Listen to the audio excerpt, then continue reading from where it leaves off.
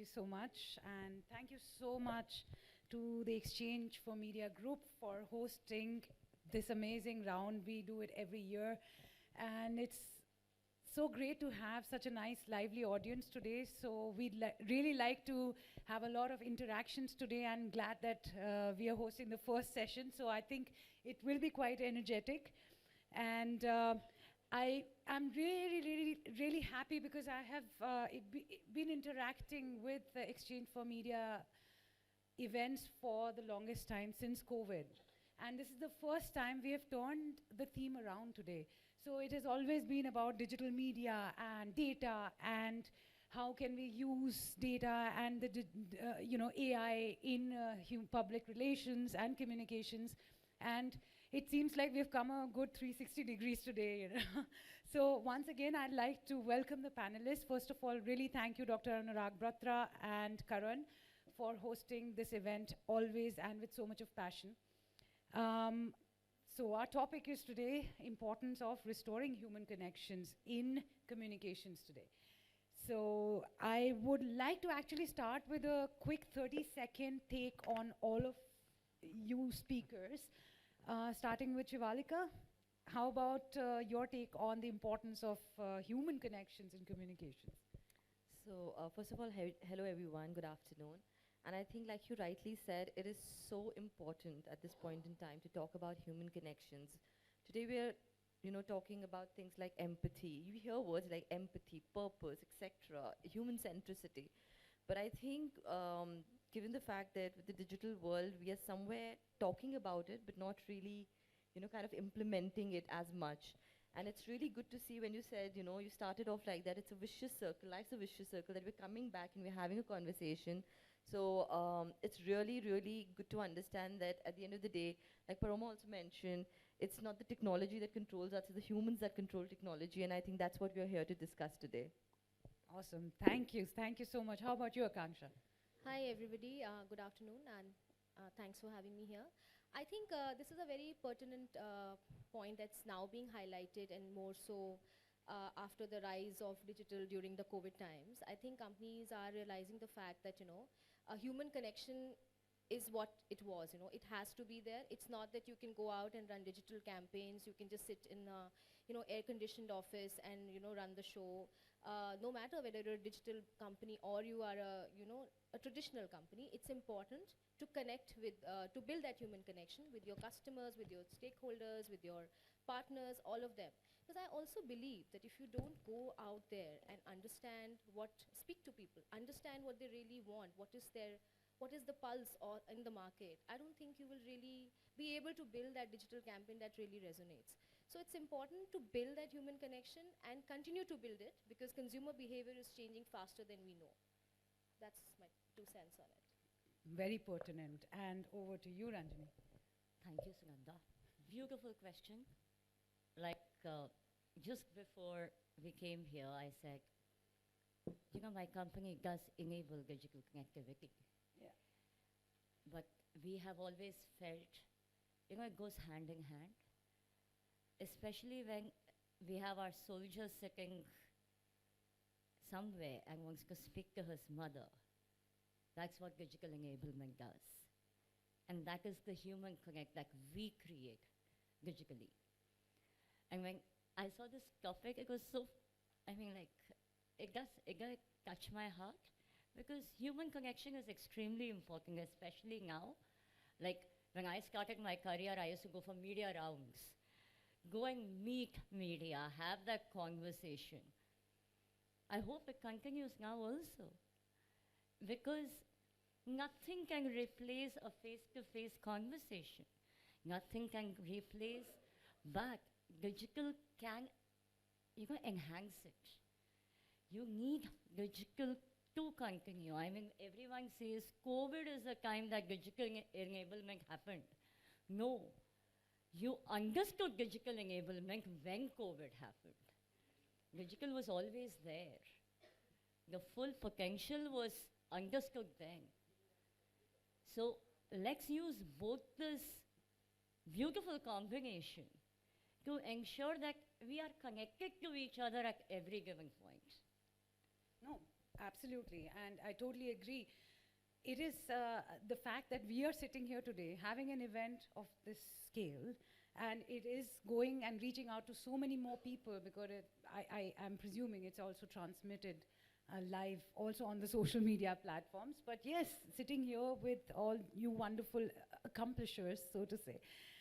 I will move on to my first question because I hope this session is going to be a lot of anecdotal evidences that we're going to bring together. My first question to you is, as you know, PepsiCo's brand, you have a deep cultural resonance. We have heard about it from time and eternity, about the cola wars, starting from when we were born. Now, how do you ensure this entire brand storytelling that it still connects with the people at an emotional level? So at PepsiCo, for sure, I think what we do understand is brand connections go beyond our products. It is all about authentic storytelling where we are looking at cultural nuances, aspirations. We're looking at the rich diversity this country has and then trying to work around to create a meaningful connection. I, again, it's also linked when we talk to digital because that's where data and insights really help us. Having said that, like I said, a couple of things, if I can say why in what we're doing, is one, our campaigns, our conversations are deeply rooted in cultural insights, something that I was talking about right now. Traditions, festivals, diversity. I mean, even now when if you see, our very recent 7-Up campaign going on, it's all about that how we're celebrating food. It's a 7-Up beverage campaign, but what we're doing is we're celebrating food of South India. And we're trying to say, you need refreshment with spicy food. So, that's a very small cultural nuance there. The other thing is that how are we also ensuring that there is a sense of purpose, like one connection. And I'll give you an example of COVID where it was all digital and ideally anything face-to-face, but the fact is we ran a campaign with Pepsi which was all about Salam Namaste, social distancing. Everybody wanted to speak about social distancing and you should stay away from each other, but we did this campaign which we also got all our consumers through TikTok, etc. At that point in time, TikTok was there, all involved given the fact that we were saying that at this point in time, you really need to greet each other. People need that warmth. You don't do a handshake, but you do salam, you do namaste, rooted in our tradition, but also ensure that you are giving that emotional warmth and, to everyone that you're seeing, a smile, right? So I think that is something that we tend to do where we're talking about that one purpose where everybody kind of relates to. The third and more important thing is also how we're ensuring hybrid. So again, and another example, because you mentioned anecdotes, but the fact is Gatorade last year actually did a campaign called the Gatorade Turf Finder. And it was all about the fact that how, especially in key metros, active lifestyle, everybody wants to do, be active, but time's less or space is less. So we actually picked up, worked with Google, and created this entire thing where we went to places like the Chandni Chowk or busy areas where early in the morning or in the evening when we have some space and literally laid turfs, basketball turfs, kabaddi turfs, etc., where people can come and play. So again, how you're getting the community together with that one thing, and all the conversation about it was all, and awareness about it was all digital. But you also did a hybrid by ensuring that you were giving that experience to people on ground. So I think all of this, and the last thing is purpose, very, very important when you're talking humane. How do you bring the community together? We did a campaign again for, restaurant workers when they were really targeted in COVID, called Pepsi Seva Restaurants, where we helped a lot of marginalized restaurant workers. Migration was a problem. So again, you need to understand that there are different aspects and not just one key solution of how you can create these things, but you need to understand your audience, their aspirations, and then do the storytelling. Thank you. That was quite a comprehensive answer. Also, one point is about data. You're talking about this much of data is important to understand what? Human connection, for example. And that brings me to my second question to you, Akansha. Brand communications, Swiggy. I mean, we see Swiggy everywhere on our mobile apps, and and it's talking to us. It's giving us a lot of, what are you doing today? Have you packed your school bags? Things like that. So, it's a lot of 24/7 engagement. Now, how do you ensure that there is humor, there is relatability at the same time? How do you ensure that the reputation is managed? So thanks for some good words on Swiggy. I will take it back to the team that runs it. It's under the brand portfolio. But having said that, it's important to balance it out today. When you look at a consumer social media strategy, it's important to have a good balance of uh, fun, fun or humor, and also have a good sense of empathy. So how do you actually go about doing it? Is of course there's a defined playbook which I think would work well. One, of course, will be to have a clear guideline in terms of what is your brand purpose, what is your brand guidelines, what you can say, what you cannot say, which kind of translates across the team, because for a brand as big as Swiggy or bigger, there'll be innumerable people working on it. So it's important to have everybody on the same page whenever there is a touch point to the consumer. Also, it's important to ensure that you are balancing it to your values, because your company's values could be X, but you are trying to be like really cool out there. You have a social media person who's like the Gen Z, who wants to put out something really cool or something which is trending. It's important to ensure that it's in line with your brand values. It should not be something which is totally off, which can get you, or if you're commenting on something which is more topical, or which is just to be part of the trend. It's important to kind of pick your battles, or pick your campaigns that you want to really talk about. Also, I think it's important to monitor. When you build something which is humor, you should firstly try to balance it with empathy. See what works for your TG, what doesn't work for your TG. In a country like India, like Shivalika very nicely put, there is huge diversity. For a consumer-focused brand, it's even, everybody's watching you. So it's important to pick what you want to say without hurting the sentiments of anybody. And monitor. When you put out something, even when you've done it very measured, important to monitor to ensure that you know that there is something which is brewing, which is not in line with which could result in a crisis, just not in line what you wanted. So that is very important. And of course, course correct, be agile, course correct, have a team in place to course correct whenever there is needed. Because in the past also I've seen and there are enough examples of companies who've kind of gone out there to be, just to be to be part of the trend, or just to kind of put out something very naive, not to try and attack at any particular set of people, have fallen prey to something which is a lot of trolling, a lot of negative reportage, a lot of negative sentiment. So it's important to course correct whenever you see that something is happening, and of course be on top of your game. So to ensure that the reputation is not impacted because of a little bit of humor which was harmless in nature.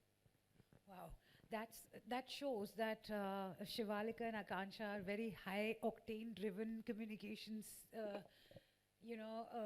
lifestyle that you lead, and it shows also in the way you're able to give your opinions on something which is so consumer faced, which brings us also, that's why the panel is so important, because Ranjini, you are dealing with something that you are enabling, as you rightly said, the digital landscape. But the work that you do as an infrastructure company, so if I may say so, it's comparatively less visible to the common man. And how do you drive the communication that still builds emotional equity and connection with your stakeholders? Beautiful word, invisible. Beautiful. If I may ask the audience here, how many of you use UPI mode of payment? Please raise your hands. I think everybody. How do you think it gets enabled? If you don't have connectivity, please go to the basement and try it. Our towers may be invisible to you, but not indispensable. You would need them to ensure that at every given point, you are taken care of. You are served by at different locations, wherever you are, however you are. You need medicines, everything online. You need beverage from Blinkit. It's available online. You need food from Swiggy. Everything online. It's all about convenience today. How many of you still go to a provision store to buy a provision every month? I do. I love the number now. I just saw everyone raise their hand on UPI. Only 4 for this. This is what digital enablement is. This is what Indus Towers wants to help enable every digital platform that you want to access. So I feel we not only are enabling digital, we are enabling that human connect also. There might be times that you just can't move out of your house, but you still need something. It is urgent. You have a family member who needs immediate medical attention. How do you do that? Digitally, right? And who's somewhere far away. So when you ask me, it is not visible. I think we are we are more visible than humans now. We are. I think now your lap or your phones also tell you how many more minutes have you spent every week on your mobile. That itself speaks that your digital is more visible than humans. So let's not lose each of it. Let's use each of it for, empowering ourselves, helping ourselves. Very pertinent, though my digital divide with you is very clear. I'd still want to go, feel, meet people, talk to them, provoke them into a conversation, go to whatever modern bazaar that's digitally enabling me. Yes, of course, the convenience is there. But you paid with your UPI, right? No, not necessarily. Or your card. Yeah, maybe card or maybe cash. How do you think depends that on machine it. works?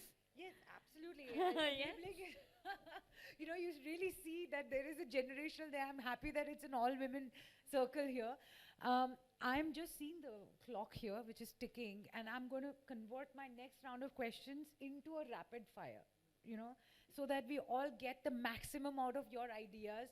So, Shivalika, maybe we can start with you. What steps should individuals or communicators take to create a balance between digital interactions and human connections?